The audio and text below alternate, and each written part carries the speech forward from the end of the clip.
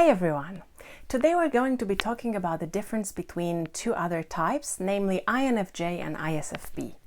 These types can sometimes be confused for each other because even though there are significant differences between them, on an outer level, sometimes we might also notice quite a lot of similarities.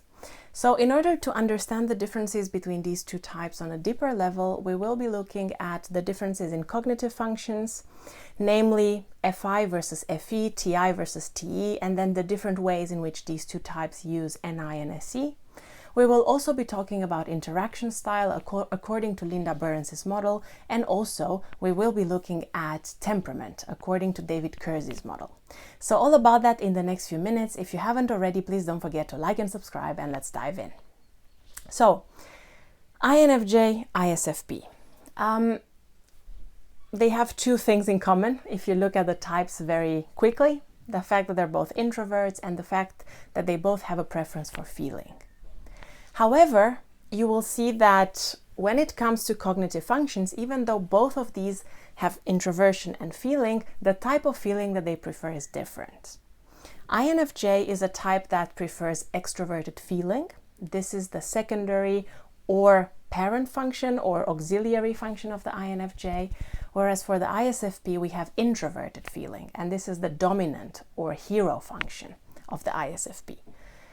So a pretty big difference here is the way in which these two types make decisions, or the type of decisions that come most easily to the two types. Because the INFJ values extroverted feeling, they are more likely to prioritize external, social feeling or emotional kind of input. They are more likely to make decisions based on what other people feel, what other people need, what society as a group might feel or might need or might value. They are more likely to be influenced by these external kind of inputs in terms of values, in terms of feelings, in terms of emotional needs. Whether it's, one person that they care about or a smaller group that they care about or society as a whole. If we look at Carl Jung's original writing on the topic in his book Psychological Types, he even describes extroverted feeling as a more, let's say, objective type of feeling because it's so much focused on what other people feel or value. Carl Jung even described extroverted feeling as the function that enables people to do things together, to connect for a common value. He was like, now I'm going to cite from my memory, but he said something like this: if it wasn't for extroverted feeling, then people would not gather and go to the church or go to a concert or a festival or something like this. So the INFJ values these kinds of things more and is more likely to prioritize this type of information during the decision-making process. On the other hand, ISFPs, focusing primarily on introverted feeling, are much more likely to make decisions based on their own personal values, on their own value system. It's not that they don't care about how other people feel or what other people value, but if they had to, compare, they are much more likely to be in tune with what they value, how they feel about something. So in their decision-making process, it will be easier for them, in a way, to stay true to what they value, to stay true to themselves. Of course, this can be a double-edged sword because on the one hand, they might feel like they're being more authentic or that it is easier for them to stay authentic, to stay true to their values. But on the other hand, they might also struggle a little bit sometimes to balance out internal and external inputs regarding values, and might also feel or seem selfish to other people, even when that's not really the case. But I have seen quite a lot of ISFPs and INFPs described as a little bit selfish by people who prefer extroverted feeling, even though that's not necessarily the case, like I mentioned. Okay, if we move on and look at the different types of thinking that these two types have, the INFJ has introverted thinking as a child or tertiary function, whereas the ISFP has extroverted thinking as an inferior function. So again, the way these two types relate to the thinking part is quite different.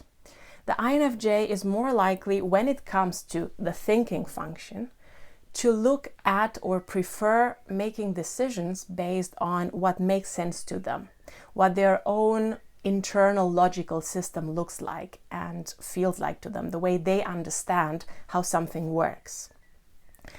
Whereas ISFPs, because they have extroverted thinking in their primary stack, they are more likely to prioritize external logic, external beliefs, external expertise when making decisions. This makes more sense to them and they are more likely to trust that. Whereas their own introvert thinking is their demon function, so this really doesn't come naturally to them. If they refer to the inside world, they are much more likely to trust what they value, what's important to them. Whereas if they want to reference the external world, they are more likely to look for external facts, external expertise, what other people say, to check what they know with external sources. Whereas the INFJ will struggle a lot with this because of having extroverted thinking as a trickster or blind spot function. It will make them a bit more resistant to external knowledge, external expertise, and because TI or introverted thinking is their child function, might in a way even make them a little bit arrogant about how good this function is in their stack. We all tend to sometimes overestimate how good we are with our child function because we value it, we cherish it. However, sometimes we overdo it in a bit of a childish, naive way by disregarding the other type of function. So if we have, for example, TI as a child function, we are going to be more likely to disregard TE. Same with FI, FE, SI, SE, and INE. Okay, now I also mentioned that both of these functions have NI, introverted intuition, and SE, extroverted sensing, as perception functions. However, the INFJ prefers NI, this is the dominant or hero function, whereas the ISFP prefers SE over NI, which is their parent or auxiliary function. So this will usually reflect in a tendency of the INFJ to be a bit more abstract, at least in the way they perceive and understand the world. It will make the INFJ slightly more focused on the long-term future, kind of envisioning what's going to happen, predicting, anticipating, thinking about the long-term future a bit more than they think about the present moment. Whereas the ISFP will be more likely to prioritize realistic inputs. They are more likely to be more concrete in the way they see and understand the world. And even though a lot of the times, out of all of the SP types, ISFPs are seen as, the more artistic one, the more creative, emotional one, I would say that a lot of ISFPs are not recognized for how amazingly realistic they can be. They can also give people reality checks, just as all of the other SP types do. And they will more likely focus on prioritizing present situations or the near future rather than the long-term future as the INFJ. So this is another pretty obvious difference that you will notice when these two types talk about how they see the world, what is important, and so on and so forth. Now, in terms of interaction style, I mentioned at the beginning of the video that according to Linda Burrens's model, we have 4 interaction styles, and the INFJ and the ISFP have different interaction styles. The INFJ belongs to the chart the course or finisher group, whereas the ISFP belongs to the behind the scenes group. This will create some pretty strong differences. Why? Because first of all, if we look at communication style, we will notice the INFJ has a stronger tendency to be direct or directive. This means they are more likely to give more concise answers or to get to the point a little bit faster than the ISFP. Also, the INFJ, when they communicate, they tend to have a slightly more directive energy. On the other hand, the ISFP is more likely to communicate in an informative way, which means they are more likely to keep providing you with information so that you create your own understanding. But you will see a stronger tendency to cover more ground, to give you information that maybe you haven't asked for, because they think that if they give you the information, you are more likely to have like a bigger picture of what's going on. They are more likely to inform you. And sometimes this can also result in them struggling a bit to get to the point, struggling a little bit to kind of direct the conversation in a certain way. Also, if we look at interaction style differences, the INFJ is more likely to set a long-term goal and chart the course to that goal. Make sure that they stay on track, taking one step at a time and moving forward towards that long-term vision or long-term goal. On the other hand, the ISFP is more likely to want to create something perfect. They are much more likely to want to keep planting seeds to make sure that what they're creating has the best possible outcome, which means that they can be a little bit slower in pace, especially at the beginning of a project or at the beginning of a new job or something like this, because they like to take the time to really get deeper with something, like the other types in this group, INTP, ISFJ, and INFP. And then you might see results a little bit later. So their working style is not so coordinated towards this future vision. It tends to kind of like put pieces together and keep building and keep perfecting and keep, getting in depth. Whereas the INFJ is much more likely to chart this course, make sure that they plan, they foresee, and they keep moving towards that long-term vision or long-term goal. In terms of the temperament differences, if we look at David Kersey's model, we will notice that the INFJ is described as an idealist, like the other NF types. And the ISFP is described as an artisan, like the SP types.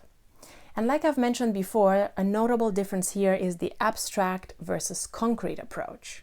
The NF types are much more likely to be abstract in the way they communicate, in the way they think, whereas SPs are more likely to be concrete in the way they think and communicate, to be more practical or to give more examples.